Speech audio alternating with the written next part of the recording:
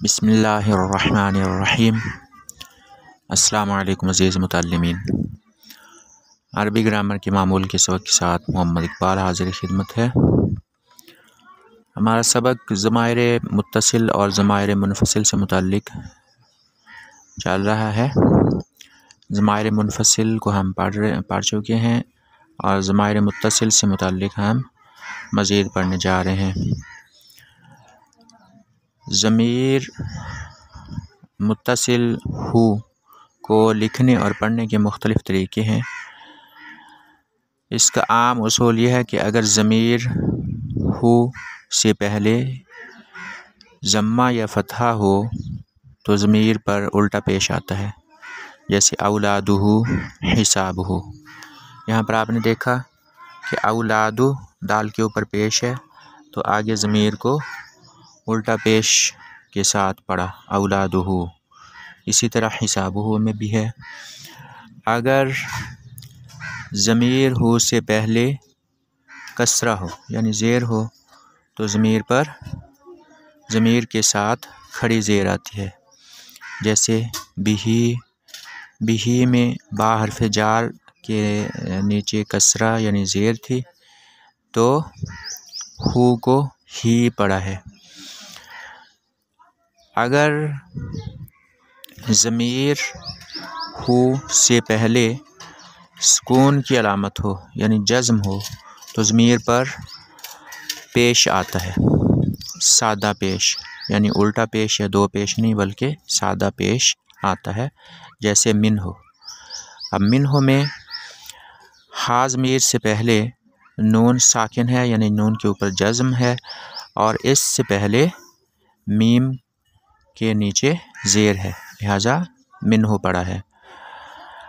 अगर ज़मीर हु से पहले साकिन या हो तो ज़मीर पर यानी ज़मीर के साथ ज़ेर आती है, जैसे फ़ीही।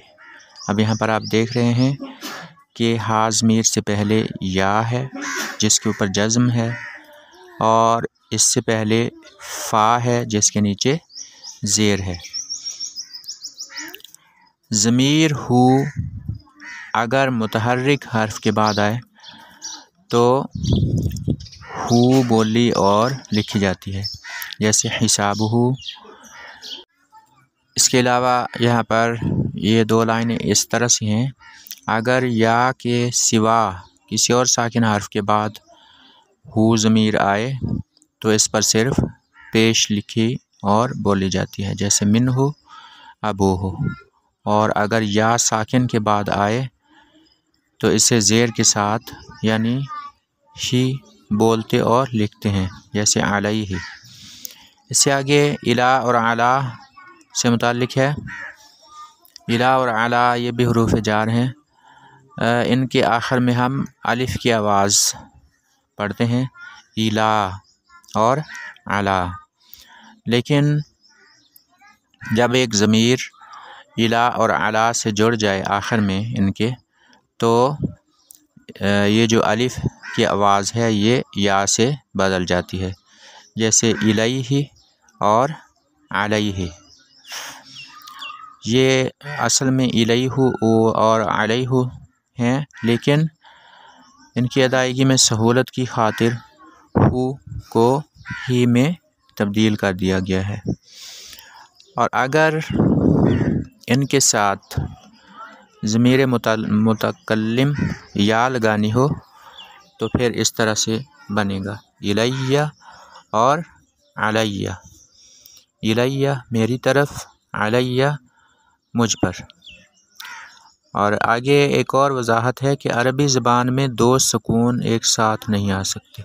मतलब यह है कि दो जज़्म, दो साकिन हुरूफ एक जगह नहीं आ सकते क्योंकि इन्हें पढ़ा नहीं जा सकता। लेकिन ये याद रहे कि जब हम वक्फ़ करते हैं तो दो साकिन हुरूफ एक जगह जमा हो जाते हैं। जैसे हम अगर बोलें, इसकी एक मैं मिसाल देता हूँ। क़ाइलीना काइलीना में अब यहाँ पर आप देख रहे हैं कि आखिरी नून के ऊपर ज़बर है, लेकिन जब हम वक्फ़ करेंगे तो काइलीन, अब या के ऊपर भी जज़म है और नून के ऊपर भी जज़म है। यानी ऐसा सिर्फ सुकून की हालत में आम तौर पर होता है कि दो जज़म इकट्ठे हो जाते हैं। तो अगले सबक तक के लिए अल्लाह हाफ़िज़।